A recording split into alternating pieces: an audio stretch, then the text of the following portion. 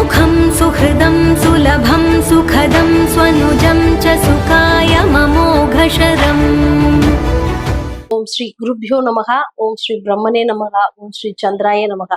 கடவுளின் அருளால் இன்றும் என்றும் நலமுடன் வாழ இறைவனை பிரார்த்திக்கின்றேன். இன்றைக்கான பதிவு என்ன அப்படின்னு பாத்தீங்கன்னா, கூடிய விரைவில் சித்ரா பௌர்ணமி வரப்போகுது.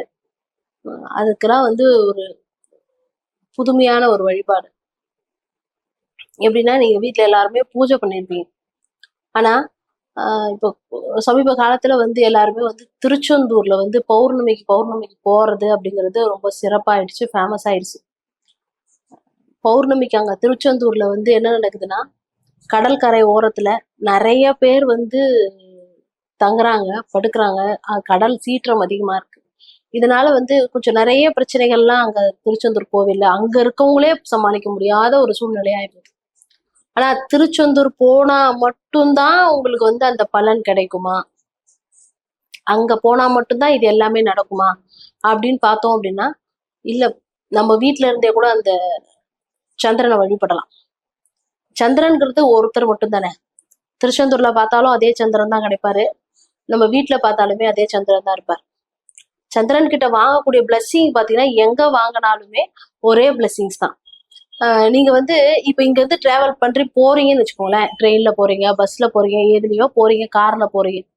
ஆனா போகும்போது நீங்க நடக்கக்கூடிய நிகழ்வுகள்லாம் பாத்தீங்கன்னா ரொம்ப கஷ்டமா இருக்கு. நீங்க ட்ரெயின்ல போனீங்கன்னா அவ்வளவு ஒரு க்ரௌடு, குழந்தைங்க, பெரியவங்க, வயசானவங்க, இவங்க எல்லாம் போயிட்டு அங்க திருச்செந்தூர்ல போயிட்டு அந்த கடற்கரை ஓரத்துல படுக்கணுங்கிறத நீங்க மைண்ட்ல வச்சிருக்கீங்க.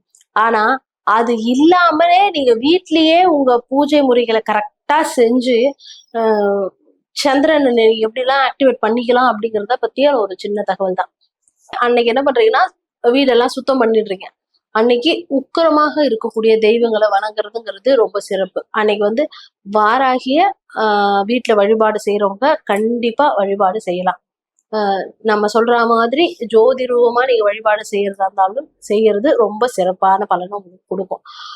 அன்னைக்கு என்ன பண்றோம்னா, வீட்டுல இருக்கவங்க எல்லாருக்குமே பிடிச்ச உணவுகள் என்னென்ன பிடிக்கும் அப்படிங்கிறத கேட்டு செஞ்சு சமைச்சு எடுத்துட்டு போய், மாடியா இருந்தா மாடியில உட்காந்துக்கோங்க, வீட்டு பின்னாடி இருந்தா வீட்டு பின்னாடி உட்காந்து சந்திரனோட ஒளி மொத்தமே நம்ம மேல படுற மாதிரி அன்னைக்கு நைட் ஒரு 11 மணி 12 மணி வரைக்கும் முழிச்சுட்டு இருக்க மாதிரி பாத்துக்கோங்க. ஏன்னா நம்ம உட்காந்து அன்னைக்கு தினம் நீங்க தூங்குறீங்களா, பேசுறீங்களா, ரொம்ப நல்ல விஷயங்கள்லாம் பேசுறது ரொம்ப சிறப்பா இருக்கும்.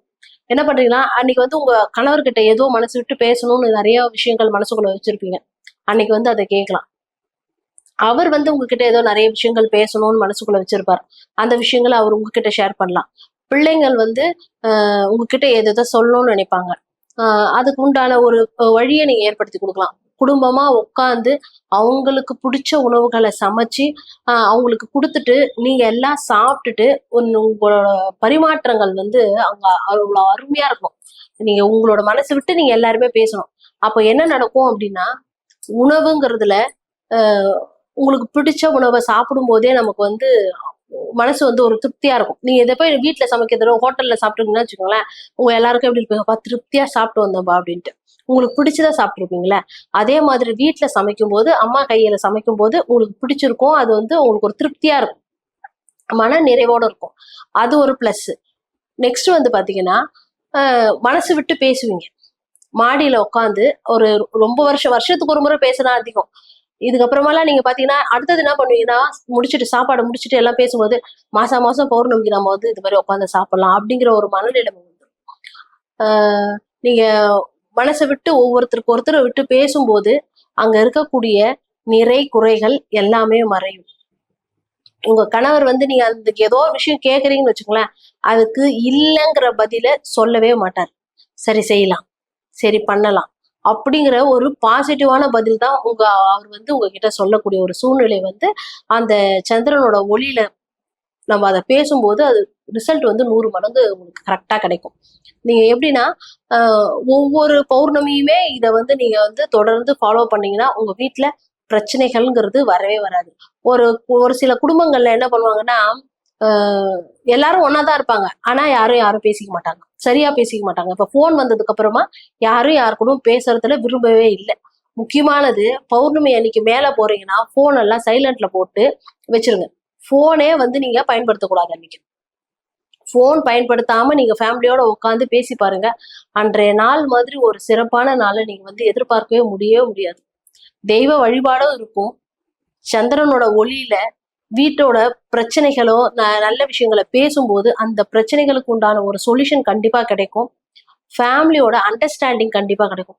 மாமனார் மாமியார் இருக்கும் பட்சத்துல அவங்களோட உட்காந்து ஒரு நாள் உணவு அருந்திப்பாரு. அந்த உணவுங்கிறது சிறப்பா இருக்கும். அன்னைக்கு கிடைக்கக்கூடிய மகிழ்ச்சி வந்து நீங்க கோடி ரூபாய் கொட்டி கொடுத்தாலுமே அந்த மகிழ்ச்சி உங்களுக்கு கிடைக்காது. எல்லாருமே நீங்க இந்த வழிபாட்டு முறையை செஞ்சுட்டு அதனுடைய ஃபீட்பேக்கை வந்து கமெண்ட்ஸ்ல சொல்லுங்க. நீங்க சொல்லக்கூடிய கமெண்ட்ஸ்ல தான் நான் சொல்லக்கூடிய விஷயங்கள் எந்த அளவுக்கு உங்களுக்கு வந்து ரீச் ஆயிருக்குது அப்படிங்கிறது தெரியும். பாரம்பரிய முறையில் ஆன்மீகத்தை தொடர ஸ்ரீ மகாலட்சுமி ஆன்மீக யூடியூப் சேனலை சப்ஸ்கிரைப் பண்ணி வச்சுக்கோங்க. நாங்க போடுற வீடியோஸ் வந்து உங்களுக்கு வந்து நோட்டிஃபிகேஷனா வந்துகிட்டே இருக்கும்.